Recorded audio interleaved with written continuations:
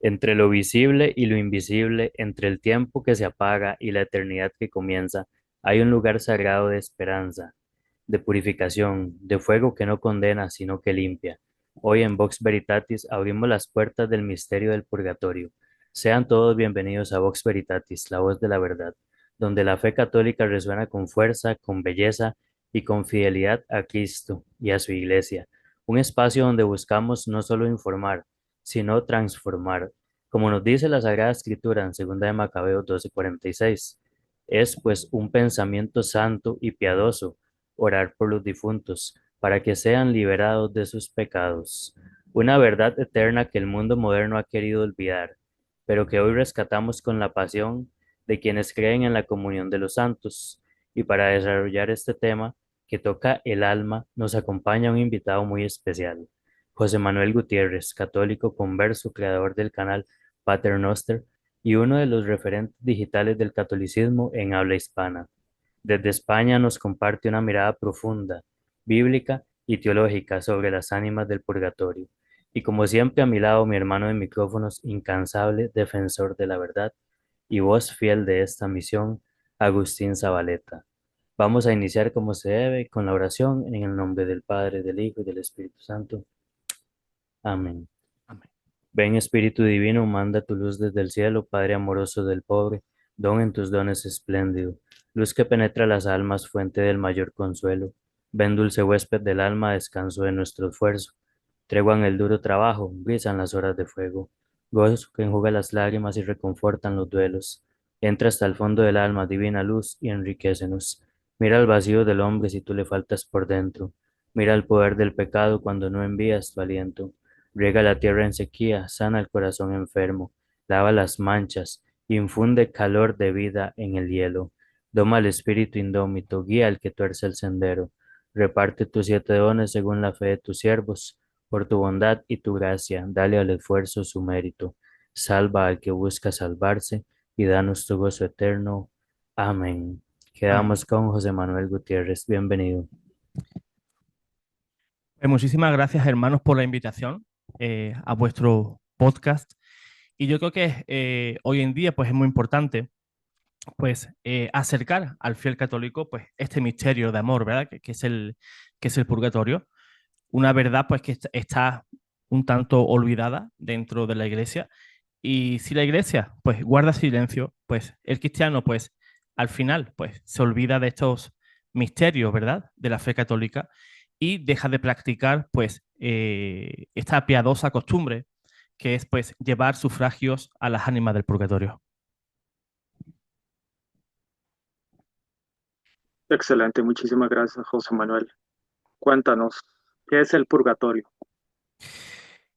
Bueno, es algo pues que en poquitos minutos es complicado pues explicarlo, ¿no? Pero desde la teología católica, pues el purgatorio es un estado temporal de purificación final para esas almas que mueren en gracia de Dios. Y quiero recalcar eso, ¿no? Los que mueren en gracia y en amistad de Dios, porque el que muere en pecado mortal, pues lógicamente, pues está condenado, ¿verdad? Esas almas que mueren en gracia de Dios, pero que aún no están totalmente purificadas, pues, de esos pecados veniales, o no han satisfecho, no han retribuido plenamente la pena temporal debida, pues, a esos pecados, ¿no? Ya perdonados, tenemos que recalcar también que no es una segunda oportunidad para los condenados, ni es un infierno menor, sino una manifestación de la misericordia divina que lo que hace es preparar al alma para entrar en la plena comunión con Dios en el cielo. El catecismo, pues, lo enseña de la siguiente manera en el numeral 1030 y 1031. Los que mueren en gracia y amistad de Dios, pero imperfectamente purificados, aunque están seguros de su eterna salvación, sufren después de su muerte una purificación a fin de obtener la santidad necesaria para entrar en la alegría del cielo. Muchos creen que el purgatorio pues, es un invento medieval de la iglesia que lo creó pues, para asustar a la gente, para vender indulgencia, ¿verdad? Para enriquecerse. En definitiva, en definitiva manera, ¿verdad?, de explicarlo. Pero si nos damos cuenta, en la tradición de la Iglesia, San Agustín, por ejemplo, San Gregorio, Tertuliano, en el siglo III, pues eran muy claros al expresar la realidad de ese purgatorio. Por ejemplo, San Agustín decía sobre el purgatorio lo siguiente: algunos fieles se salvan por medio del fuego purificador más pronto o más tarde, según sea el amor a las cosas terrenas que hayan tenido. O sea, el purgatorio también nos purifica de esas tendencias que teníamos en el mundo, pues no sé, envidias, rencores, odios, ¿verdad? Todo eso es lo que se quema, todo eso es lo que se purifica en el purgatorio. No es que el alma pues se empiece a deshacer o que Dios haga sufrir a ese alma por hacerla sufrir, sino que es el desapego a todas esas inclinaciones que teníamos cuando estábamos en la carne. Por ejemplo, San Gregorio Magno, en el siglo VII, decía: debemos creer que antes del juicio existe un fuego purificador para algunas faltas leves. Tertuliano, por su parte, también decía, allá por el siglo III, se hace oblación, o sea, se hace un sacrificio, la Santa Misa, por los difuntos en el aniversario de su muerte. Esto refleja, lógicamente, la práctica antiquísima de la Iglesia de orar por los difuntos, ya que si no existiera un estado intermedio de esa purificación, pues orar por esas almas pues carecería de sentido. Por ejemplo, Santo Tomás de Aquino nos hablaba sobre la naturaleza, ¿verdad?, de ese sufrimiento que pasa ese alma en el purgatorio, y él dice o enseña que ese sufrimiento en el purgatorio no es un sufrimiento un tanto físico, es más bien un daño o un sufrimiento espiritual. Por ejemplo, ¿no? Yo pongo un ejemplo, pues, según aquí, ¿no? En la carne. Yo, en ocasiones, ¿no? Pues mi hijo me ha preguntado, ¿no? Que cómo puede ser eso, ¿no? De que sufra ese alma si no tiene cuerpo. Y yo, pues, así, a modo de imagen, pues yo le decía, por ejemplo, ¿no? Digo, imagínate que se va de viaje alguien que tú quieres muchísimo y tú lo añoras, ¿no? Él está en la distancia, no tienes ningún contacto con él, recuerdas pues lo bien que te lo pasabas con él y tienes una pena, un sufrimiento, ¿verdad? Ese sufrimiento, lógicamente, no te duele la carne, no te ha salido un moratón porque esa persona no esté junto a ti, ¿no? No es un dolor físico, pero sí es un dolor, pues más bien en tu alma, ¿no? En tu espíritu. Por ejemplo, los teólogos como Santo Tomás de Aquino explican que el mayor dolor de ese alma en el purgatorio es el deseo intenso de estar con Dios. Y la conciencia, el saber que no lo va a ver hasta que no pase ese estado de purgatorio. Ese alma ya pues despegada de ese cuerpo durante un tiempo, pues ha visto a Dios cara a cara, pero no lo ha visto aún en su forma más perfecta, ¿no? No ha estado en esa visión beatífica, lógicamente, pero sí ha podido intuir y ha podido, pues, sorprenderse, si vale esa expresión, ¿no?, de lo que es Dios. Ese alma, al verse, vamos a decir, por un instante, porque el tiempo allá no existe, no podemos decir si ese alma ha estado 2 horas, 2 años, 2 siglos en el purgatorio, ese tiempo en el cual ese alma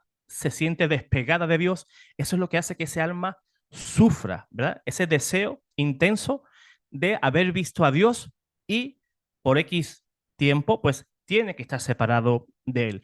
Fíjate que ese alma no está sufriendo por su casa, por su dinero, porque eso ya queda en un segundo plano, ¿verdad? Sino que ha visto, pues, al amor de los amores, a Dios, y siente ese deseo inmenso de estar con Él y sabedor de que ya nada ni nadie se lo puede quitar, porque en el purgatorio hay sufrimiento, sí, pero también hay alegría. ¿Cuál es la alegría? Pues que sabes que estás salvo y que vas a gozar de Dios por toda la eternidad. En el purgatorio, que yo creo que es importante explicarlo, existen 2 tipos de penas. Está, por un lado, la pena de daño y por otro lado está la pena de sentido. En el purgatorio, las almas experimentan esas dos maneras de sufrimiento. La pena de daño es el dolor, pues, por no poder ver a Dios. Las almas están ya salvadas, como he dicho antes, tienen la seguridad de que van a ir al cielo, pero desean de manera ardiente contemplar el rostro de Dios. Y ese retraso en alcanzar la visión beatífica les causa ese sufrimiento espiritual muy profundo. Es una pena santa porque nace del amor de Dios. Santo Tomás de Aquino, en su Suma Teológica, explica que la pena de daño es la privación de Dios, que es el fin último del alma humana. Y la pena de sentido es el sufrimiento causado por ese fuego purificador, no castigador, que es a diferencia del infierno, ¿verdad? Este es un fuego purificador, no es un fuego como el de los condenados. Es un fuego que no destruye, pero que sí purifica el alma. No es un fuego material como el de la tierra. Los santos padres y muchos teólogos pues lo describen también con ciertas imágenes, hacen semejanzas con ese fuego físico, pero realmente es un fuego real, un fuego espiritual que obra según la justicia y la misericordia divina. Por ejemplo, San Gregorio Magno afirmaba y decía: de ciertas culpas menores hay que creer que existe un fuego purificador. El Catecismo de Trento también nos enseña que las almas del purgatorio están detenidas en ese estado y son atormentadas, según el canon de este concilio, por un fuego que es verdadero, es espiritual, pero es un fuego real porque si no, no consumiría esas faltas. Y es en cierta manera inferior al del infierno en su rigor. Ambas penas no son castigos arbitrarios por parte de Dios, sino es parte de ese amor purificador que santifica el alma para que entre totalmente limpia en el cielo. Recordemos lo que dice la Sagrada Escritura en Hebreos 12:29 y Deuteronomio 4:24, que Dios es fuego consumidor, no en cuanto a un Dios destructor que se deleita en la destrucción del pecador, sino es un Dios que mediante esa imagen nos purifica y nos lava en el purgatorio de nuestros pecados. Si podemos reducir qué es el purgatorio, pues podemos decir que el purgatorio es una fábrica de santos. Allí pues nos desprendemos de todas esas inclinaciones pecaminosas que teníamos cuando estábamos en el cuerpo y todos esos apegos que teníamos. Excelente explicación, José Manuel. Muchísimas gracias. Ahora cuéntanos, una de las cuestiones que los no católicos siempre andan diciendo es que no hay en la Biblia el purgatorio. ¿Cuáles son esas referencias bíblicas acerca del purgatorio y dónde está el purgatorio en la Biblia? Yo les preguntaría, ¿no? ¿Cuántos versículos quieres? ¿1, 2, 3, 7, 8, 10? Yo voy a dar unos cuantos, porque según ellos pues no aparece, ¿no? Pero bueno, esas personas no católicas, como tú has dicho, nos acusan de enseñar algo que supuestamente en la Biblia no aparece. Y ellos nos dicen que la palabra o el término purgatorio pues no existe, no aparece, lógicamente. Es un término teológico que la Iglesia, pues, con el devenir de los siglos, tuvo que crear, ¿verdad? Para poner un nombre, pues, a esa doctrina que sí está en la Biblia. Y ahí nos podemos dar cuenta también de esa lógica falaz de la sola escritura, ¿no? Si no aparece de manera literal ese término, pues entonces, pues, no es bíblico y no es o sí es un invento de hombre, ¿no? Como nos suelen decir. Lógicamente, hay doctrinas que sí creen, como por ejemplo, pues no sé, la encarnación, la Trinidad o los libros que deben de componer la Biblia, y eso en la Biblia no aparece, pero ellos sí lo creen, ¿verdad? Pero bueno, eso ya es otro tema, pero sí os voy a dar unos cuantos versículos bíblicos para que nos demos cuenta de que el purgatorio es real y sí aparece en la Biblia. Ese mismo ataque de las sectas y los protestantes, pues lo dijo también Martín Lutero, ¿verdad? Y el Papa León, en aquella época, con la bula Exsurge Domine, condenaba los errores y las herejías de Martín Lutero, por ejemplo, sobre el purgatorio.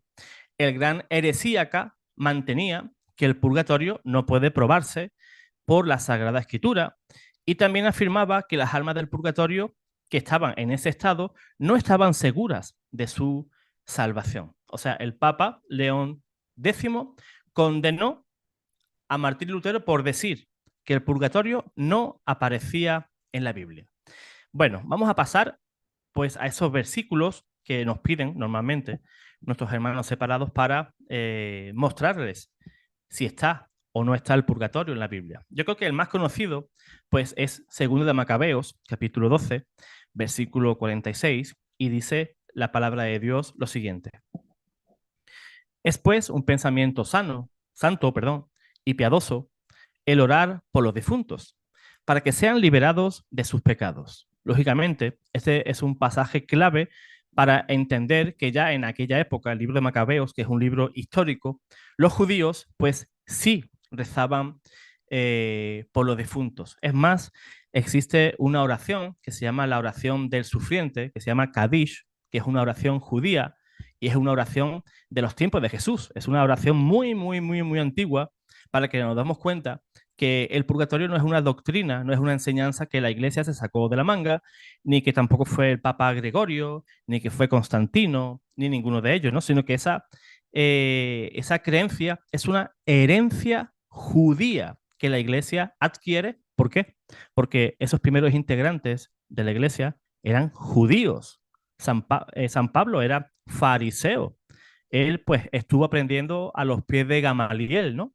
Y para que nos demos cuenta que el purgatorio incluso es una doctrina paulina. Y ahora vamos a llegar a ese versículo, que es el siguiente que vamos a dar. Primera de Corintios, capítulo 3, versículo 13 y 15. San Pablo dice que la obra de cada uno va a ser probada como por el fuego. Y dice la palabra de Dios lo siguiente: si la obra se quema, el obrero sufrirá pérdida. Él, sin embargo, se salvará, pero como quien pasa por el fuego. Ahí San Pablo ya está usando esa imagen, ¿verdad? Y está usando una expresión o un ejemplo sobre el juicio, ¿verdad? Todo aquel que se presente ante Dios, sí, se va a salvar, pero como quien pasa por el fuego, toda esa hojarasca, toda esa suciedad que tenemos pegada a nuestra alma, mediante ese fuego, se va a purificar.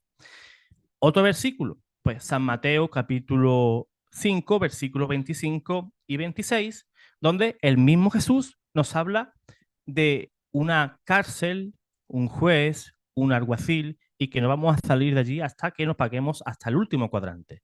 Y el Evangelio de San Mateo lo explica así: ponte en paz sin tardar con tu adversario, mientras vas con él por el camino, no sea que él te entregue al juez y al juez al alguacil y te pongan en la cárcel. En verdad te digo, que no saldrás de allí sin que hayas pagado el último centavo. Fíjate que Jesús, cuando hace esa afirmación, en verdad te digo, es que va a decir algo importante, no es algo banal, ¿verdad? Sino que es algo que él busca tu atención para que te des cuenta de una verdad y una verdad divina. Los santos padres de la iglesia, sobre este versículo, muchos pues han afirmado que ese camino pues es nuestra propia vida. El juez, lógicamente, es Dios, ¿verdad? Y esa cárcel pues sería el purgatorio. Allí tenemos que pagar hasta el último centavo, si no, no vamos a salir. Y todos sabemos que del cielo pues nadie nadie pues se siente en una cárcel, ¿verdad? En el cielo, sino que eso es nuestro deseo, ¿verdad? Y del infierno tampoco se sale. No tiene sentido, ¿verdad? Aquí Cristo nos está hablando de un juicio escatológico y Para más INRI, yo recuerdo haber visto, tenía una imagen de ello, pero con el tiempo, después de cambiar diferentes dispositivos, la perdí, ¿no? Pero en la Biblia, Siglo de Oro de los Protestantes, a pie de página, en este versículo, quien tenga esa Biblia y quien me esté escuchando, pues le puede echar un vistazo y verá que es cierto, ¿no? Esa nota a pie de página de teólogos protestantes, pues ellos afirman que este juicio no es un juicio civil, ni es un juicio penal aquí en la tierra, ¿no? No tendría sentido, ¿no? Porque todo el mundo sabe que si uno hace algo, pues te van a meter en la cárcel, te van a sacar allí cuando ya hayas cumplido tu pena, ¿no? Eso todo el mundo lo sabe, ¿no? Cristo está hablando de un juicio escatológico, ¿verdad? Un juicio que en el griego se llama o se dice crisis. Ese juicio se llama crisis, que es un juicio escatológico.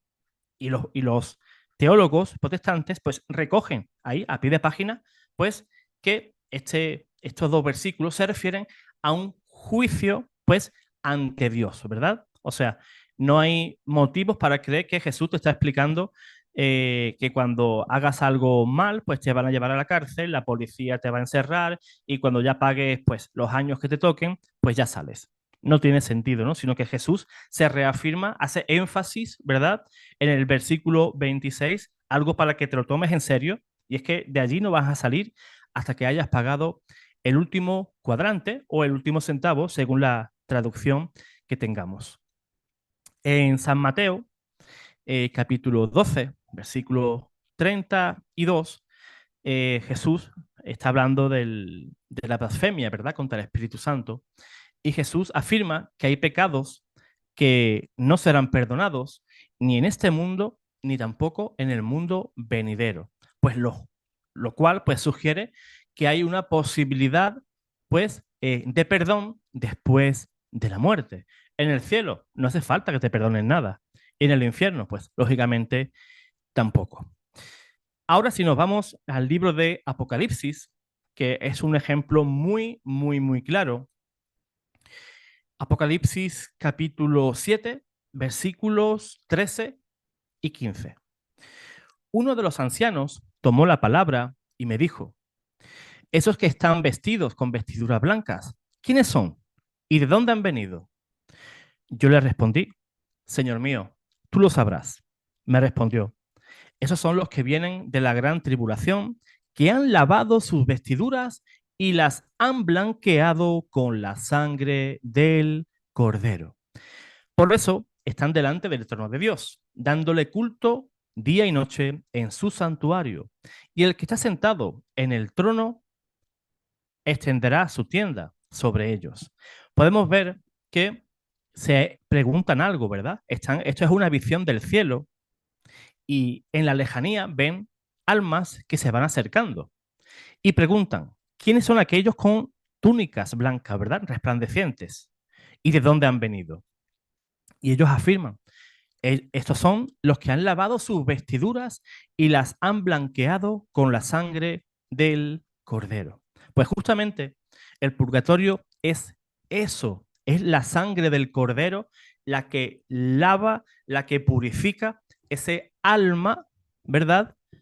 En el purgatorio. Si hiciéramos una explicación teológica sobre el sacramento de la penitencia, pues lógicamente sabemos que los pecados, ¿cómo se perdonaban? Pues mediante el derramamiento de sangre.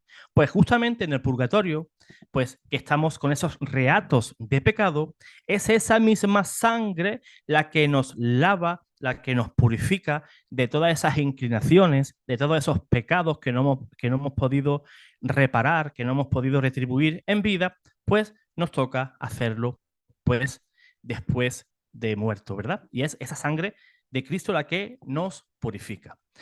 Luego tenemos también Apocalipsis, capítulo 21, versículo 27, en el cual nos dice la palabra de Dios que en el cielo no entra nada manchado. Curioso, ¿no? O sea, si estamos manchados y no podemos entrar al cielo, entonces ¿qué tenemos que hacer? Pues cualquier lógica, ¿verdad? Pues nos daremos cuenta pues que tenemos que lavarnos, ¿verdad? Como hemos leído en Apocalipsis 7. Porque hay un ejemplo muy claro, ¿no? Si viniéramos del trabajo y estuviéramos sucios, venimos sudados, por ejemplo, vamos a imaginar que somos mecánicos de coche, ¿no? Por ejemplo, y estamos sucios de grasa, de sudor, de todo el día, pues estar en el suelo mirando esa pieza, de óxido, estamos bastante sucios, ¿no? Y malolientes, lógicamente, después de trabajar. Imagínate que te viene pues tu vecino y te dice, pues fíjate, mi hija se está casando y te invito a la boda, pero no tenemos tiempo, te tienes que venir así, tal cual. Y lógicamente, ¿tú qué dirías? ¿Voy a ir así? En ropa de trabajo, sudado, manchado de grasa, lleno de polvo, las manos llenas de óxido. ¿Tú irías así? Pues lógicamente no. Te darías un baño, te perfumarías, buscarías las mejores ropas, trajes que tú tengas y te engalanarías para ir a esa boda. Pues cuánto más bellos tenemos que estar para ir a la boda del Cordero. Si para la boda de tu vecino tú querías estar súper limpio, perfumado, bien trajeado, pues imagínate para las bodas del Cordero. Otro versículo, y para que vean que hay versículos, que no es uno ni son dos, son varios, y no he querido pues leer más porque podríamos hacer el programa bastante más largo. Pero por último, si vamos a leer Sabiduría capítulo 3, versículo del 1 al 6. En cambio, las almas de los justos están en las manos de Dios y no les alcanzará tormento alguno. A los ojos de los insensatos pareció que habían muerto. Se tuvo por quebranto su salida y su partida de entre nosotros por completa destrucción. Pero ellos están en paz. Aunque a juicio de los hombres hayan sufrido castigos, su esperanza estaba llena de inmortalidad. Y aquí viene lo bueno. Por una corta corrección recibirán largos beneficios, pues Dios los sometió a prueba y los halló dignos de sí. Como oro en el crisol los probó y como holocausto los acepto. Fíjate que en este capítulo 3 de Sabiduría, ese versículo 6 está íntimamente ligado a Primera de Corintios, capítulo 3, versículo 13 y 12, donde San Pablo pues, nos habla de esa misma limpieza, ¿no? Como oro en el crisol. San Pablo, conocedor de las Escrituras, pues no por casualidad quiso incluir pues esta misma frase en su carta a los Corintios. Excelente, José Manuel. Ahí tenemos que hacer un programa solo de todas las referencias bíblicas al purgatorio. Ahora cuéntanos, ¿por qué los católicos debemos orar por las almas del purgatorio? En primer lugar, porque es una obra de misericordia y la Iglesia nos enseña y nos exhorta, ¿verdad? Pues a que podamos hacer estas obras de misericordia espirituales, no solamente por nuestros difuntos, sino también por las almas más necesitadas, ¿no? De esas oraciones. Y esto es, pues, rezar, ¿no? Por ellas, llevarle sufragios. Esto es en nuestro favor y socorro, en favor de alguien, ¿verdad? Un sufragio es ir en ayuda de alguien. Ya que estas almas, tenemos que entender que después de la muerte no pueden ganar méritos para sí mismas y quedan expensas, pues, a nuestras oraciones. Cuando estamos en vida, pues si por ejemplo, si yo me he llevado un bolígrafo de una oficina, porque el bolígrafo me encantó, pintaba muy bien, pues tengo que no solamente llevarme el bolígrafo y pedir perdón, sino tengo que devolverlo y al dueño de ese bolígrafo que lo echaban falta, que le hizo falta, pues pedirle perdón, ¿verdad? Y retribuir ese pecado. Pues no sé, le puedo devolver su bolígrafo y, por ejemplo, le compro una libreta. Vamos a decir ese ejemplo así tan sencillo, ¿no? Pues después de muerto, si yo he robado el bolígrafo, me he ido corriendo y en la carretera me atropellaron, pues yo no he tenido la posibilidad de retribuir por el robo de este bolígrafo, ¿no? Pues esas penas que no hemos podido, pues, retribuir en vida, pues nos toca después de la muerte. Por eso no es solamente pedir perdón, ¿no? Por las faltas que hemos cometido a Dios, sino que también pues tenemos que retribuir pues esos pecados, ¿no? En vida, y mientras más retribuyamos en vida, pues igualmente menos purgatorio. Por ejemplo, este ejemplo que acabo así de poner, así de simple, ¿no? Pues Santo Tomás, en su Suma Teológica, lo explica pues perfectamente. Santo Tomás dice lo siguiente: el estado del alma separada es inmutable, o sea, no puede cambiar. En cuanto al merecer o desmerecer, el alma, mientras está en el cuerpo, está en estado de camino, status vie, donde puede adquirir méritos para la gloria, pero una vez separada del cuerpo, entra en el estado de término, status termini, donde ya no puede merecer. En ese status vie, estado de camino, mientras el alma está pues en vida, ¿no? Como hemos dicho, puede hacer buenas obras y ganar méritos para la vida eterna. El status termini o estado terminal, final, pues el alma cuando sale del cuerpo entra en su destino final, ya sea cielo, purgatorio o infierno, y entonces ya no puede ganar méritos para sí. Esta enseñanza, pues, lógicamente, es fundamentalmente que la debemos de entender, ¿verdad? Porque las oraciones y los sufragios de los vivos, la Santa Misa, indulgencias, obras de caridad, eh, la participación, por un lado, pero también podemos ofrecer la comunión, ¿verdad?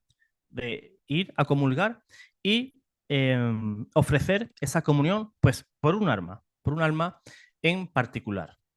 Y eso, pues, lógicamente, son gestos muy importantes para las almas del purgatorio, porque las almas, pues, dependen completamente de la ayuda de nosotros y de la intercesión de la Iglesia. Porque nosotros sí podemos merecer aún, y es urgente aprovechar el tiempo que tenemos en este momento, mañana, en nuestra vida cotidiana, como también tenemos la posibilidad, pues, de retribuir por nuestros pecados mientras permanecemos en esta vida. Por eso quiero recalcar eso. Si hemos hecho algún tipo de fechoría y tenemos conciencia de ello, pues si no quieres pagar purgatorio, pues entonces trata de retribuir ese pecado. Santo Tomás también enseña que el mérito requiere el libre uso del albedrío unido al cuerpo. Como las almas del purgatorio están separadas del cuerpo y no tienen completa libertad de elección, como en la vida terrena, no pueden decidir hacer obras nuevas, no pueden iniciar actos meritorios. Las ánimas del purgatorio ya no pueden hacer méritos para sí mismas, solo pueden ser purificadas pasivamente mediante los sufrimientos y las ayudas externas de la iglesia militante, o sea, de nosotros. Por eso la intercesión de nosotros, de la iglesia militante, y la ofrenda del sacrificio eucarístico tienen tanto valor para ellas, un valor infinito, cosa que en la eternidad te lo agradecerán. También podemos rezar el Santo Rosario por ellas, hacer obras de caridad, dar limosna, buenas obras, ofrecer indulgencias, la comunión, como he dicho antes, etcétera, etcétera, etcétera. Y es importante que pensemos eso, ¿no? Todo lo que podamos retribuir en esta vida es lo que nos vamos a ahorrar, pues, en la eternidad. Fíjate que muchas almas, pues, han dicho que los sufrimientos del purgatorio son infinitamente más dolorosos que el mayor dolor que tú puedas tener en esta vida. Tú imagínate el dolor más grande físico que hayas pasado en tu vida y multiplícalo, pues no sé, por 1000. Pues ese dolor, pues, es mucho más doloroso después de la muerte que en vida. Por ejemplo, hay una anécdota de Padre Pío en el que se le apareció un alma del purgatorio. Tuvieron ahí una conversación y decía que le faltaba una sola misa para poder ir al cielo. Eran como las 3 de la mañana y Padre Pío pues solía ofrecer la Santa Misa a las 5 de la mañana, muy tempranito, o sea, faltaban 2 horas.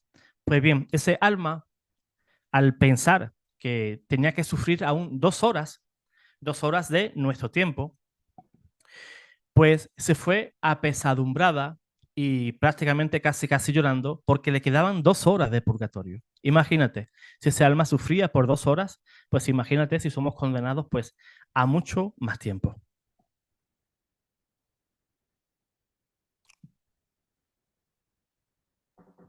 Bien, excelente, José Manuel.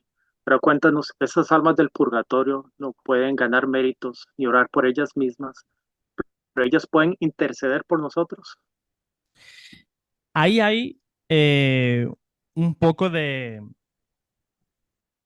opiniones dispares, ¿no? Si, por ejemplo, si preguntamos a cualquier católico piadoso por las ánimas, te va a decir sí, de manera rotunda, ¿no? La Iglesia no ha definido nada en cuanto a ello, pero, por ejemplo, hay dos padres de la Iglesia que tienen diferente opinión. Por ejemplo, Santo Tomás de Aquino nos dice que no y San Roberto Belarmino pues nos dice que sí.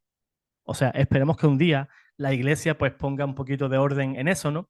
Pero si nos damos cuenta en el sentir, en la piedad popular, pues la gente lo tiene muy claro, ¿no? Lo tiene muy claro. Te voy a dar argumentos en contra y también argumentos pues a favor. Como he dicho, ¿no? Las opiniones están muy divididas entre los teólogos y hay razones bastante fuertes, ¿no? De uno, hay fuertes razones también del otro lado, pero creemos que podemos llegar, pues, a un término medio razonable, ¿no? Hay argumentos en contra, como lo siguiente, ¿no? Ellos dicen, algunos teólogos, que es inútil invocarlas, puesto que no se enteran de nuestras peticiones. Los bienaventurados del cielo ven reflejados en la esencia divina todos nuestros deseos y peticiones, sobre todo los que tienen relación con ellos mismos, pero las almas del purgatorio no gozan todavía de la visión beatífica, por tanto es inútil invocarlas. Otro argumento en contra es que las almas del purgatorio, aunque son superiores a nosotros en cuanto que son impecables, son inferiores en cuanto a la situación penal en que se encuentran. No están en estado de orar por nosotros, sino más bien de que nosotros oremos por ellas. Otro argumento sería la oración litúrgica de la Iglesia, que es una oración perfecta a la que nada le falta. Ahora bien, jamás se hace en ella la menor invocación a las almas del purgatorio para que nos ayuden con sus oraciones. Este silencio de la Iglesia es muy aleccionador. Otro argumento sería que se concibe muy bien la invocación a los santos que gozan ya de Dios y no experimentan necesidad alguna. Pero parece poco delicado pedir algo a quien está sufriendo y necesita más de nosotros que nosotros de ellos. Ahora vamos a lo que nos interesa, ¿no? Los argumentos a favor. Yo soy de los que piensan que sí interceden eh, por nosotros y por las necesidades de sus familiares. Pues argumentos a favor, pues tenemos los siguientes. Las almas del purgatorio están unidas a nosotros por los vínculos de la caridad. Recordemos que en la comunión de los santos, pues los tres estados de iglesia, pues estamos unidos por la virtud del amor. Por ejemplo, San Pablo enseña que todos los dones espirituales van a pasar. El don de profecía, el don de sanación, el don de lenguas. Lo único que va a quedar es el amor. Por tanto, un alma del purgatorio que está en ese estado, que nos sigue amando, no hay, por tanto, pues nada que objetar para que ese alma pueda rogar por nosotros. No digo que vaya a saber nuestra necesidad, pero ellas sí intuyen, lógicamente, que lo que estamos en esta vida tenemos muchísimas necesidades y qué cosa, ¿no? Sería de que esas almas, pues, no pudieran interceder. Sería, digámoslo así, como opacar, ¿no? Ese amor que sí sienten en ese estado por nosotros. Una persona que sufre tiene la capacidad de amar. Ese sufrimiento no le anula esa capacidad.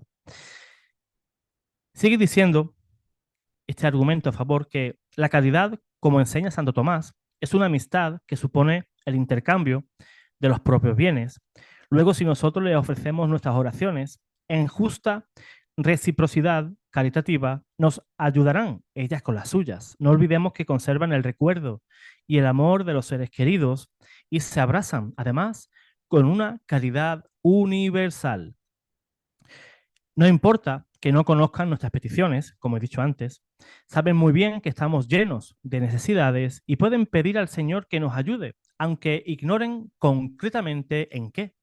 Tampoco sabemos nosotros si están o no en el purgatorio, nuestros seres queridos, y sin embargo, les enviamos sufragios por si lo hubieran de merecer. Aparte de que, como dice el mismo Santo Tomás, puede entenderse de lo que ocurre en la tierra, por lo que le digan otras almas que van llegando al purgatorio, o el ángel de la guarda, o una especial revelación de Dios.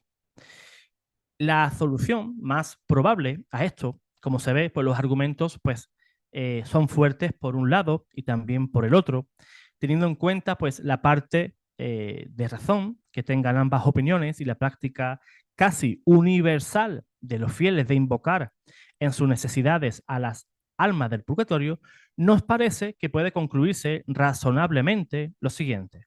No hay inconveniente en invocar a las almas del purgatorio en nuestras necesidades, pero teniendo a nuestra disposición la poderosa intercesión de la Santísima Virgen y de los santos del cielo, muy superior en todo caso a las del alma, a la de las almas del purgatorio, y siendo poco delicado pedir una limosna al que en cierto sentido la necesita más que nosotros, hemos de preferir ofrecerles desinteresada y espléndidamente nuestros sufragios sin pedirles nada de retorno. Ya se encargarán ellas solas, a impulso de la caridad y de la gratitud, de interceder por nosotros en la máxima medida en que puedan hacerlo ahora en el purgatorio y más tarde en el cielo.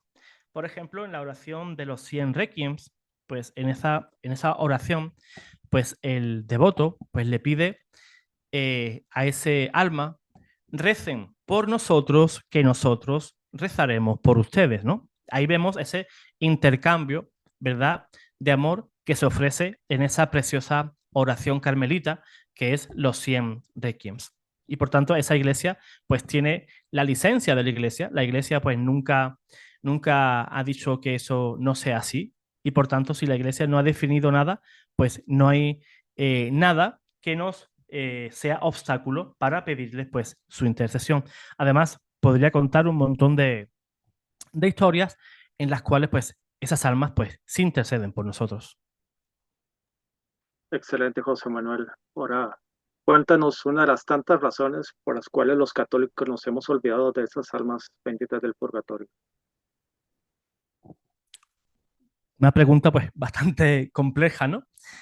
La iglesia, pues yo creo que, permítanme decirlo, y lo voy a entrecomillar también, pues se ha olvidado, ¿no?, de predicar esas últimas verdades, ¿no? El cielo, el purgatorio, el infierno.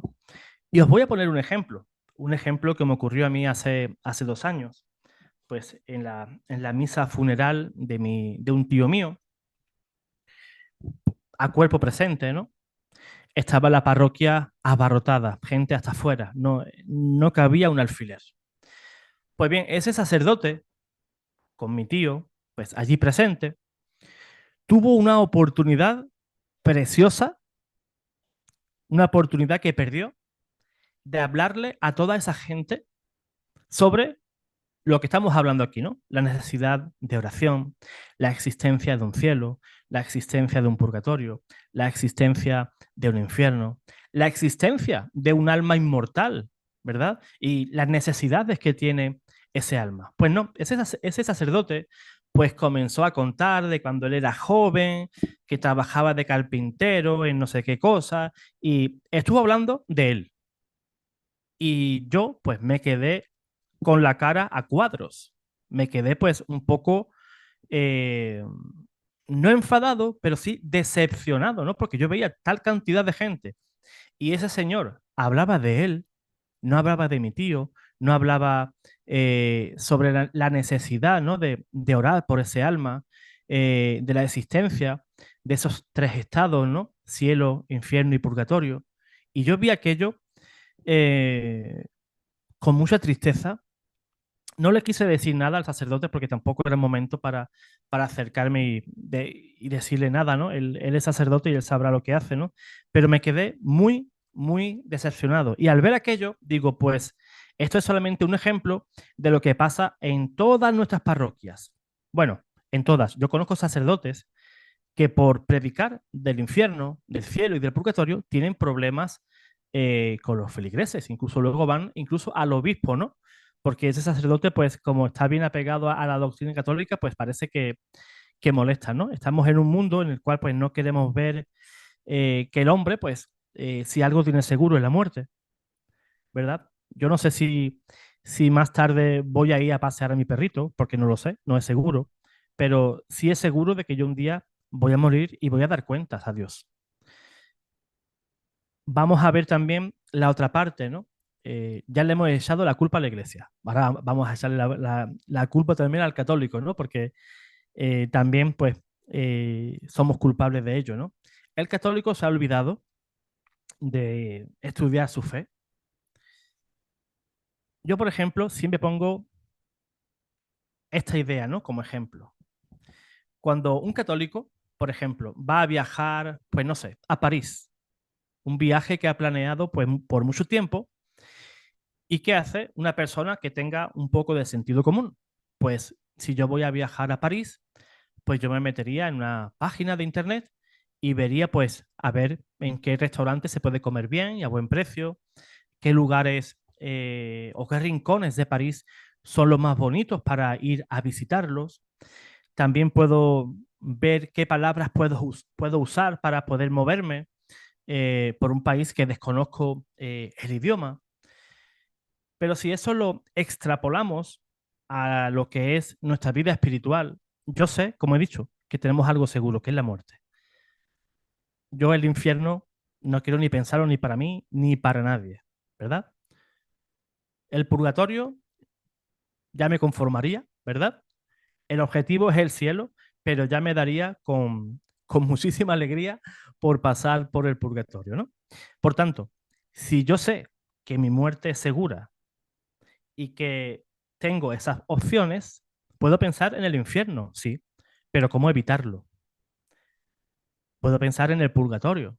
Por ejemplo, yo le tengo dicho a mi hijo, por ejemplo, y me gustaría que cundiera el ejemplo, ¿no? Yo le he dicho a mi hijo, digo, mira, si yo un día caigo enfermo, tengo un accidente, no lo sé, lo que sea, siempre ve y búscame un sacerdote, un capellán, lo que encuentres, lo que tengas más a mano, para que venga a administrarme los sacramentos. ¿Por qué? Porque yo sé lo que hay en el otro lado.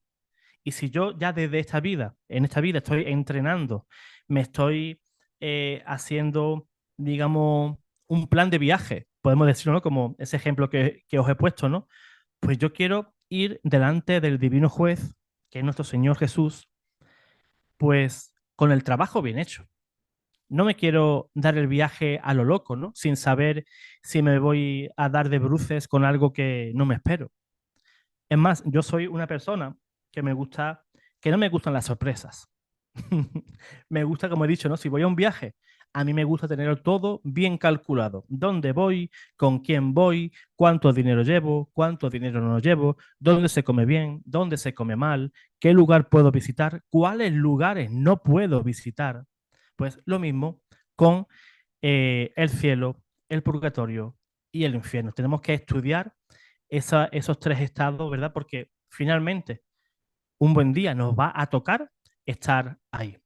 Por otro lado, por otro lado, también a los católicos se nos ha olvidado eh, hablar sobre las almas del purgatorio, el cielo, ¿no? El infierno, pues al final también es la secularización, ¿verdad? De nuestra sociedad.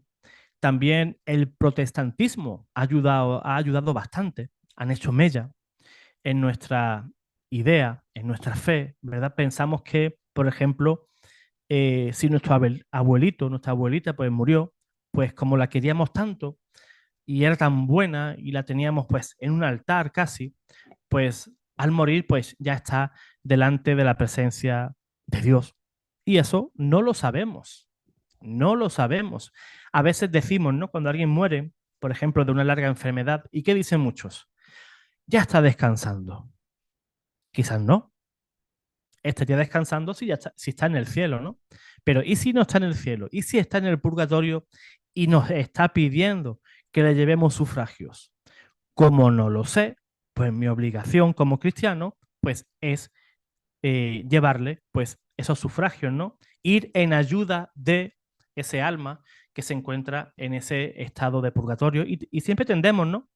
Incluso canonizamos a una velocidad más rápida que el Vaticano, ¿no? Murió nuestro vecino en el cielo.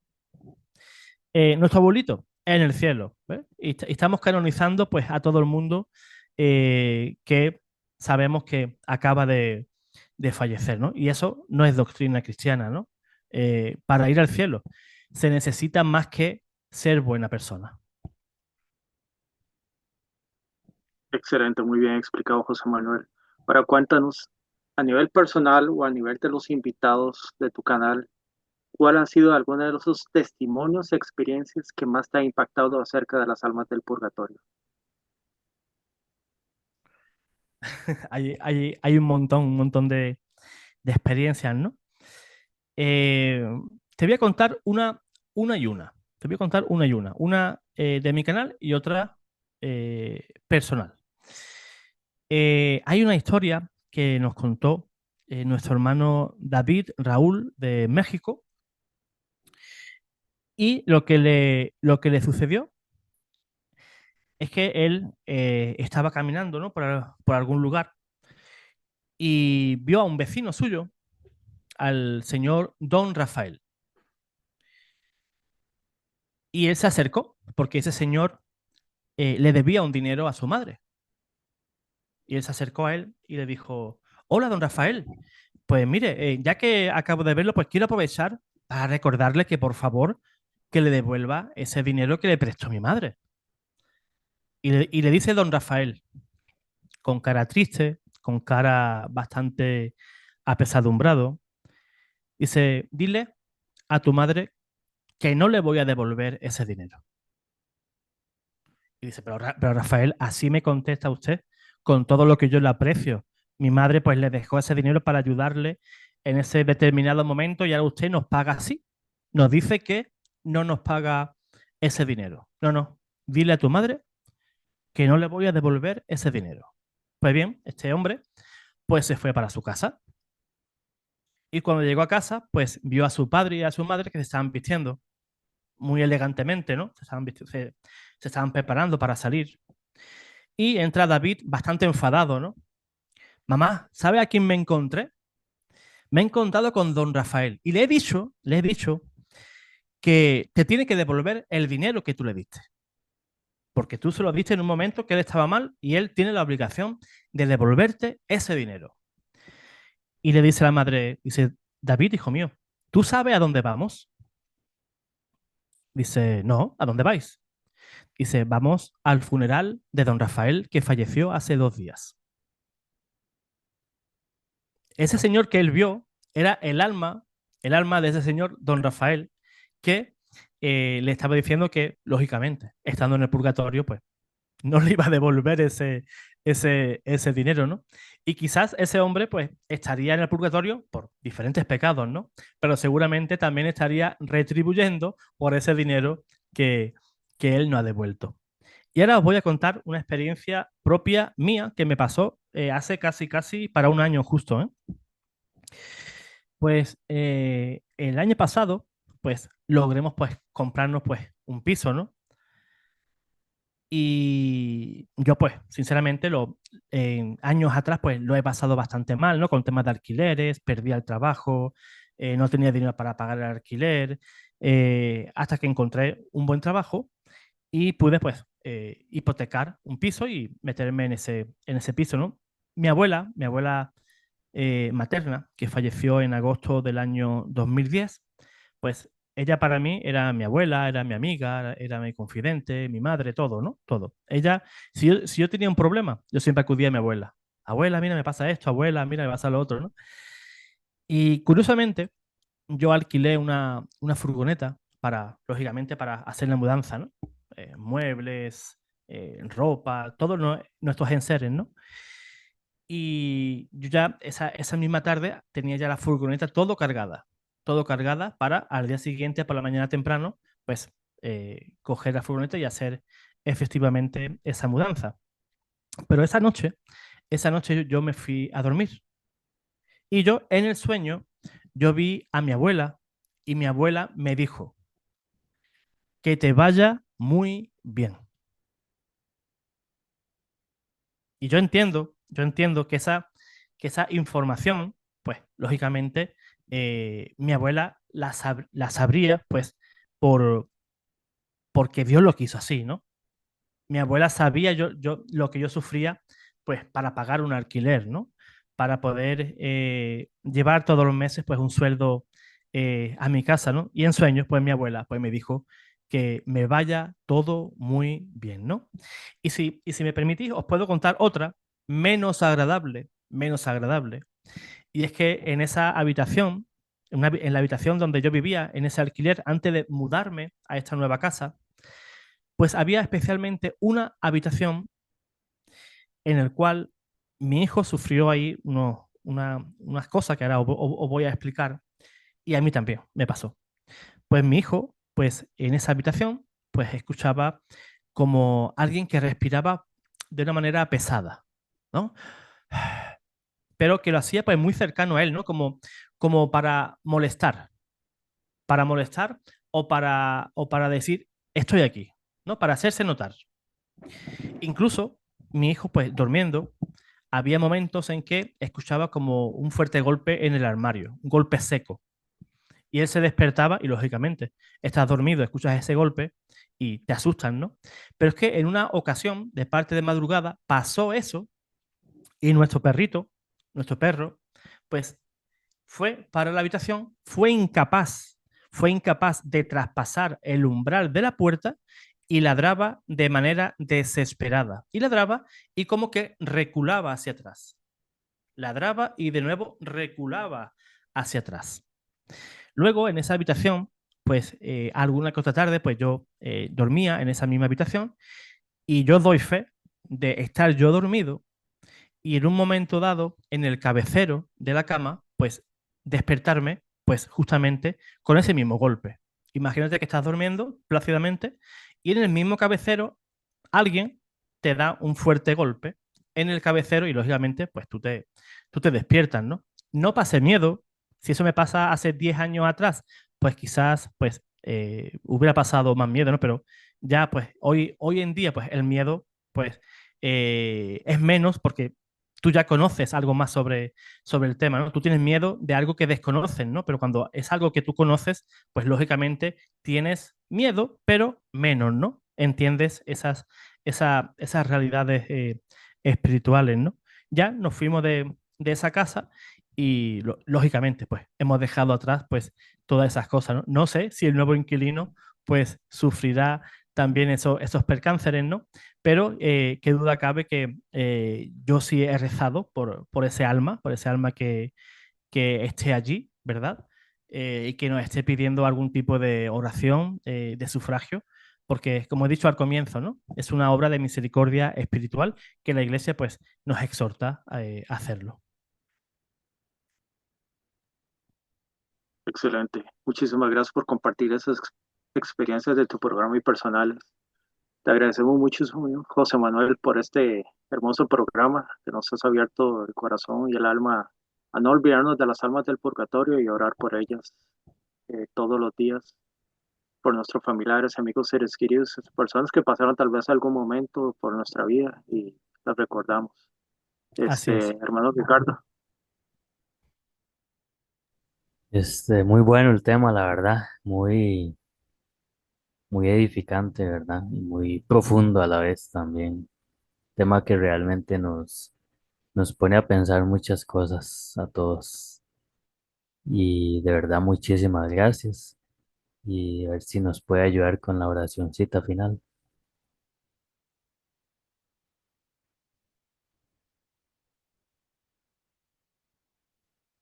Creo que el micrófono. Va- Como decía, ¿no? Que ya como estamos hablando de este tema, ¿no? Pues me gustaría hacer una oración espontánea, ¿no?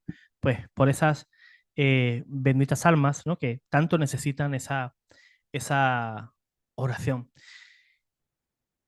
Pues si me das permiso, pues comienzo esa oración. En el nombre del Padre, del Hijo y del Espíritu Santo. Amén. Te damos gracias, Señor, por ese misterio inefable del purgatorio, de hacernos partícipes, pues, de tu obra de salvación, porque mediante nuestras oraciones, sufragios, santos rosarios, comuniones, santas misas, podemos ayudar a nuestros seres queridos, esas personas que en otra época, pues, nos cuidaban de niños, nos cuidaban de adultos, ¿verdad? Nuestros padres, abuelos. Te damos gracias porque mediante tu amor nos haces partícipe de ese plan de salvación. Te damos gracias, Señor, por ese amor infinito que tú tienes por esas almas.